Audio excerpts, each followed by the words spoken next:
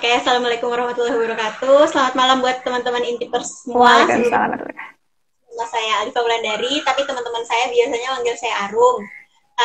Saya sekarang semester 7 mau ke semester 8 berkuliah di jurusan Teknik Perminyakan UPN Veteran Yogyakarta, angkatan 2017.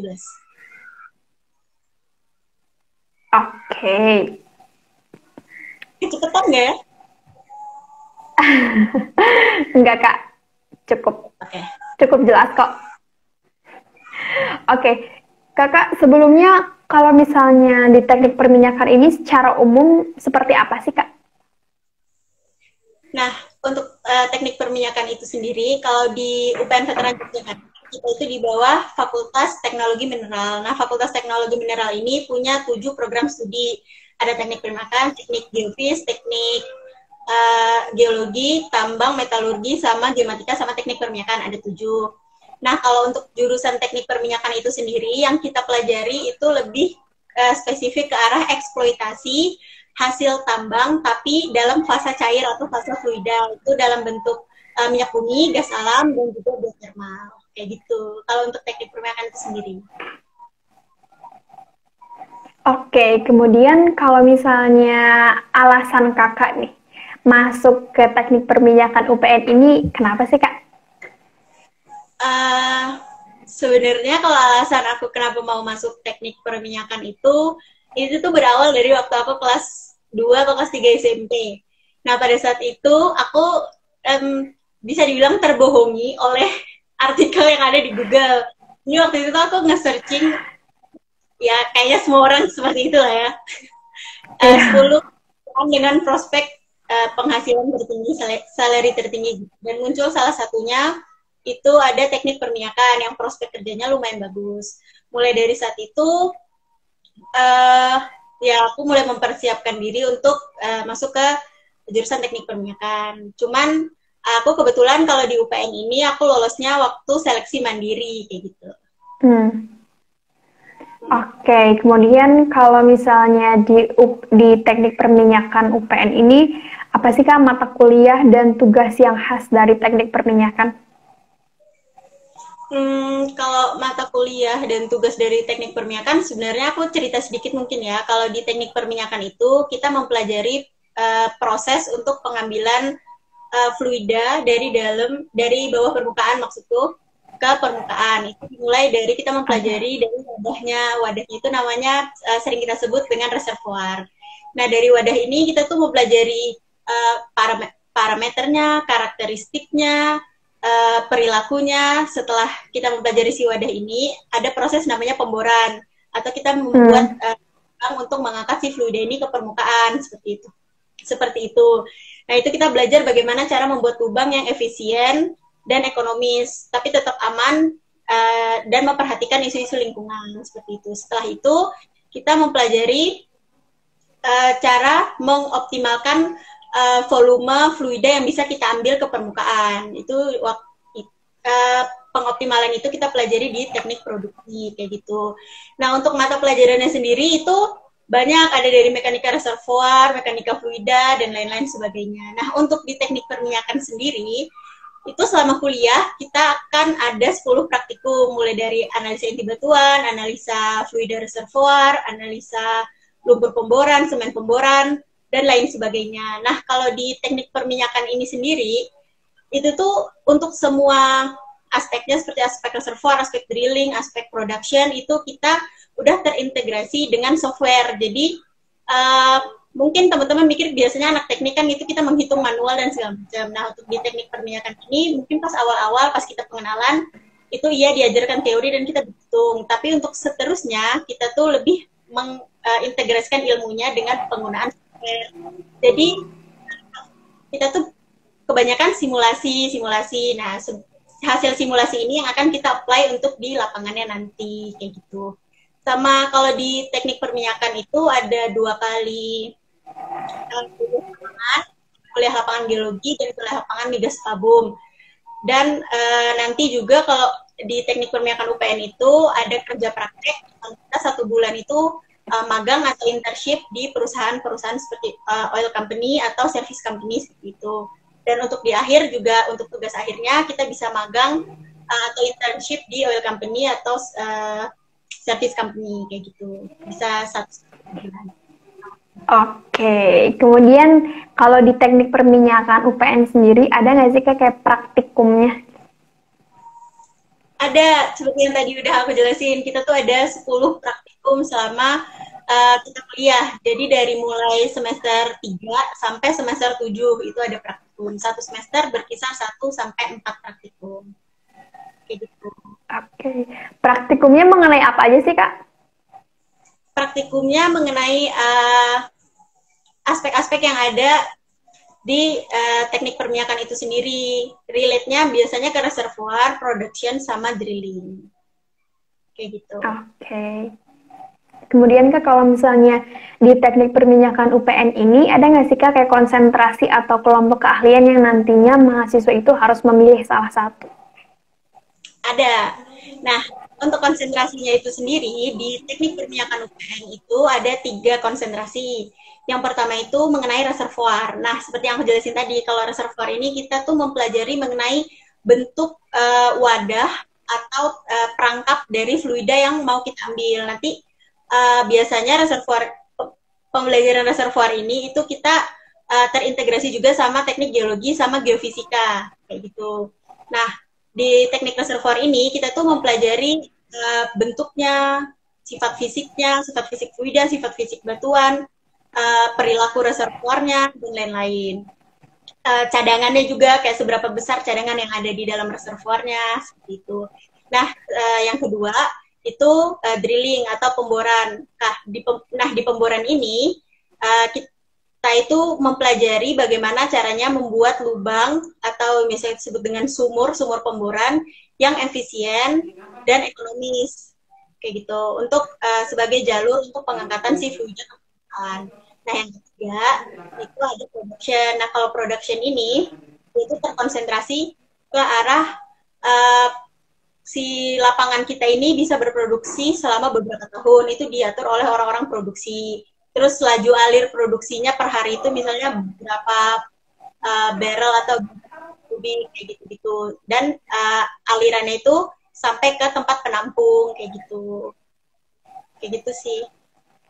Dan itu biasanya nanti ketika semester 6 teman-teman yang udah mau kerja praktek kayak gitu tuh biasa udah mulai nentuin nih dia lebih minat ke konsentrasi yang mana. Konsentrasi yang kita juga berlaku nggak hanya di perminyakannya aja, bisa juga di atau geothermal kayak gitu. Kayak gitu Oke, kemudian Kak, ada nggak sih tips buat mahasiswa baru di jurusan teknik perminyakan UPN ini? Tips buat mahasiswa baru. Sebenarnya aku tuh dulu sering banget dengar kayak stigma orang-orang yang bilang kalau kamu ngapain sih kuliah di perminyakan, kan ntar lagi minyak mau habis. Mungkin banyak teman-teman dengar kayak gitu. Aku tuh dulu juga sempat agak worry ya pertama kali masuk kuliah, apa aku bisa survive sampai kerja nanti atau enggak gitu. Ternyata seiring berjalannya waktu, aku pernah ngikutin kuliah, salah satu dosenku tuh pernah bilang, dia cerita bahwa ternyata stigma itu tuh udah eksis dari zaman dia kuliah dulu. Lama 70-an kayak gitu. Bahwa orang-orang tuh udah bilang minyak tuh bakal habis. Kamu bisa. Tapi buktinya sampai sekarang cadangannya itu masih sama aja dan bahkan mungkin bertambah. Nah, buat pesan yang mau aku sampaikan buat adik-adik, kalau kalian mendengar stigma seperti itu nggak 100% salah, tapi nggak 100% benar, jadi 50-50 gitu. Kenapa? Di industri migas di seluruh dunia sih, globally itu dynamic, jadi cadangan yang ada saat ini, itu ya punya saat ini, tapi seiring berjalannya waktu, orang tuh punya eksplorasi. Dan ketika ada eksplorasi, kemungkinan penambahan cadangan itu ada. Jadi cadangan yang ada saat ini 50 tahun lagi pasti bakal habis, tapi seiring berjalannya waktu pasti ada penambahan cadangan-cadangan lainnya dan bisa jadi lebih besar. Jadi di saat tahun lagi bisa jadi cadangannya bisa lebih besar daripada saat ini. Jadi kamu tuh pasti tetap dapat kerja gitu. Jangan takut nggak dapat habis di samping itu juga, di teknik perminyakan itu nggak hanya di itu juga diajarin gimana cara mempelajari reservoir, drilling dan produksi geothermal atau energi yang terbarukan. Dan geothermal di Indonesia ini juga sekarang kualitasnya. Jadi kalau misalnya teman-teman agak ragu di oil and gas, bisa ngambil nah, untuk adik-adik. Jadi ini agak panjang ya, Nggak apa-apa. untuk tips atau pesan-pesan yang aku sampaikan ke adik-adik itu kalau misalnya udah mau lagi mungkin baru semester awal, yang pertama adalah kalian tuh harus mandiri belajar. Atau kalian udah di dunia perkuliahan itu tuh bukan seperti ketika kalian SMA atau SMP yang guru atau ngajarin terus-terusan kayak gitu. Itu harus bisa belajar mandiri, mencari tahu. Apa ya? Pernah dengar nggak sih yang stay hungry, stay foolish kayak gitu. Jadi kamu harus mencari itu sebanyak-banyaknya dari jurnal, dari artikel, dari paper kayak gitu-gitu. Nah, terus yang kedua, kalian tuh harus berani keluar dari zona nyaman kalian. Jangan melulu-melulu di situ-situ aja. Kalian harus berani ikut organisasi, bisa ikut band, bisa ikut PKM dan segala macam. Coba aja, mau menang kalah, ikut lomba juga salah satunya. Mau menang kalah itu nggak apa-apa, dicoba aja. Terus apa lagi ya? Oh, jangan pernah insecure sama diri sendiri kayak, aduh bahasa Inggrisku jelek, aduh aku nggak bisa public speaking, aduh aku ini, aduh aku itu. Ketika kalian insecure, kalian tuh buang-buang waktu. Teman kalian tuh bisa 2-3 step di depan kalian dan kalian cuma sibuk dengan insecure kalian sendiri. Itu juga nggak bagus. Jangan sampai kalau kalian kuliah mindset itu masih ada, itu nggak boleh. Terus nikmatin kuliah. Jadi kuliah itu tempat di mana kalian bisa explore berbagai macam hal. Jadi dinikmati aja, enjoy kuliah, meskipun nanti di perjalanannya pasti banyak tantangan, kuliahnya sulit, tugasnya banyak, dosen killer, pusing segala macam, praktikum numpuk, itu dijalanin aja, enjoy. Nanti karena pasti bakal kelar gitu. Terus yang terakhir, apa ya? Nah, aku punya satu lagi poin, aku lupa. Yang pertama, kuliah itu jangan fokus hanya pada IPK. Itu nggak bagus. Ini juga dari beberapa orang yang aku dengar ya, maksudnya lebih berpengalaman, IPK itu bagus, IPK kamu tinggi 4 itu bagus.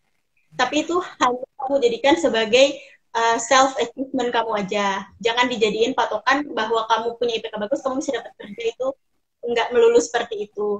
Tapi kembangkanlah soft skill-mu sebenarnya. Karena attitude, time management, disiplin, dan segala macam itu bakal lebih berguna di dunia karena ketika kerja kita bakal ngulang belajar dari awal. Jangan kan kerja kayak kerja praktek, kita internship dan lain-lain aja tuh kayak yang diajarin di kampus tuh nggak guna gitu. Kita harus ngikutin lingkungan kerja sekitar kita kayak gitu.